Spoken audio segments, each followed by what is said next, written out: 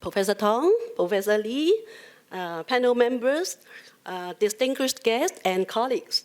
It's my great pleasure to come here to share with you my experiences in preparing a research proposal on actually a research center, which is very different from the previous three awardees.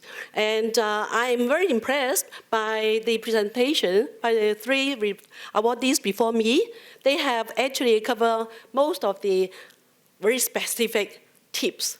So I only share with you experiences that are very related to setting up a research center. Well, actually, I have 9 topics. The first is to define our target population by caregivers. Actually, we have a very heated discussion at the start is, who are the caregivers? Are we talking about paid caregivers, such as nurses, foreign domestic helpers, or are we talking about informal caregivers who are family members? And after much discussion, we decided that we should focus on the informal caregivers, because a lot of time these informal caregivers are having a lot of work stress, and they are unpaid, and they are taking care of people who require assistance in their daily living due to physical or cognitive impairments. And of course, that also is in line with the government's policy focus. So the second, we ask ourselves, why should we need a research center? In short, we call it CRC. And we look at different dimensions, and we are very glad to see that the Chief Executive's policy address, starting from 2022, actually had added a specific section on support to caregivers, and that referred to informal caregivers. And then in the following policy address, each time there's this specific new section there. So it's an important policy focus of the government. And then, as you may read from the newspaper, there are often some tragedies relating to informal caregivers. So it's an important social issue. And then, with the aging population in Hong Kong, we are very certain that there will be increasing role in home care and long-term care for informal caregivers. And then we also look at existing research studies. Even though there are increasing studies, a lot of time the focus actually is on the care recipients, not the caregivers. And very often, the focus would be on the needs and challenges and the difficulties of the caregivers. But we believe that caregivers, just like you and me, have a lot of strengths and capabilities. And we also try to see whether there are other caregiving research centers in Hong Kong. And then when we look at the whole situation, we find that there are a lot of different research centers in different universities. But most of the time, they usually look at people in need, especially older people. So in practice, we can say that if we apply for a research center on caregiving, this would be the first ever caregiving research center in Hong Kong.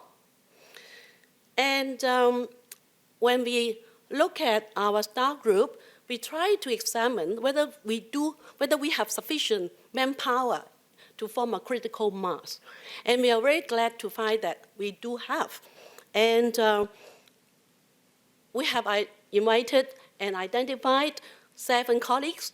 Some are professors, some are more junior staff, but all of them have already research experiences in caregiving. And actually, some of them have some personal experience as a caregiver. So in addition to academic interest, some of us among the research team actually also have intimate and personal experiences in caregiving. So that give us the passion and the motivation to do it well. And we also identify the different research areas that each of us would lead.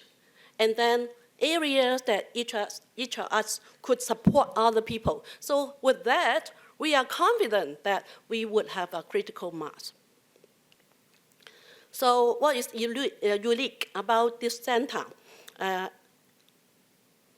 one of the important things is we see this as a very important method for us to enhance the research competence of our colleagues. Well, St. Francis University is a young university. We are very young. We're only a few months old. So we would want to use this arena to coach and develop our staff, also our students. In terms of objectives, we try to kind of develop a more comprehensive one. We don't just look at research agenda. Our center is called Research and Development. So we also would target to see whether we can also develop some practice or service model that may be of relevance to Chinese communities. And one of the objectives is to inform policy. So we'll definitely make good use of our submission to, thank you, to influence policy making. And we would also make good use of our findings to arouse our students' interest, career interest in nursing, social work, and related industry. We need manpower. So we are very concerned about key performance indicators. We have 10. And each KPI is related to one of our objectives. For example, here you can see that for KPI, this 1, 2, 3, actually it is related to project objective 1. So we want to have a really correlation between our objective and KPI, each KPI. We also are very concerned about whether our research centers' deliverables could bring about important social impacts. We see this as a very important deliverable of the research center. So we ask ourselves, how can we bring about really important social impacts? So we want to promote the well-being of the caregivers by serving as a platform for sharing of research ideas and practice experiences. We also would want to strengthen social innovation and service development by building service models with the collaboration with NGOs and service providers. And ultimately, of course, the care for care recipients would be enhanced. We would inform policy formulation through submissions to governments and to legislative councillors. And we would also hope that through our international conferences and workshops and seminars, we can attract more talent in this area, including our students. We try to develop a conceptual framework that can encompass all the important dimensions that we are interested to examine, and that include the stages of caregiving journey, that include not just negative aspects of caregiving, but also positive aspects, which is usually neglected in many studies. We see theoretical framework important, so we will adopt Perlin's stress and coping model, strengths-based approach, empowerment. And all this would enhance government policy, services, and community resources. So actually, when feedback by the panel, there are some questions. For example, why not just a research project? And we really discuss it seriously. We think that we need long-term evidence to support government policy. Our research project cannot meet this. And there's also a question about, since we have a few other research centers, could we kind of restructure these research centers, and there's no need for a new center?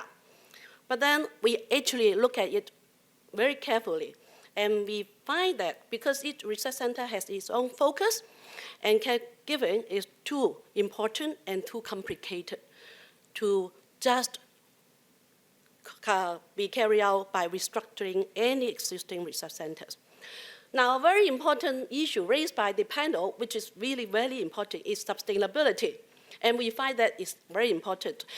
In terms of financial sustainability, we are very happy to find that Actually, all our team members are experienced researchers, and then we have ready research topics, so we can submit research findings. You see our proposal, the funding, we submit a very humble budget. It's just seed money. And then inside, within our university, we have $350 million for research and scholarly activities. So we can apply that if, in addition to external fundings. In terms of talent sustainability, well, at least within our university, we have a big pool of 200 colleagues. So we would definitely invite them, and we will continue to have a collaboration with other universities, NGOs, and other community bodies. So thank you for that, and I will wish S3 African success. Thank you.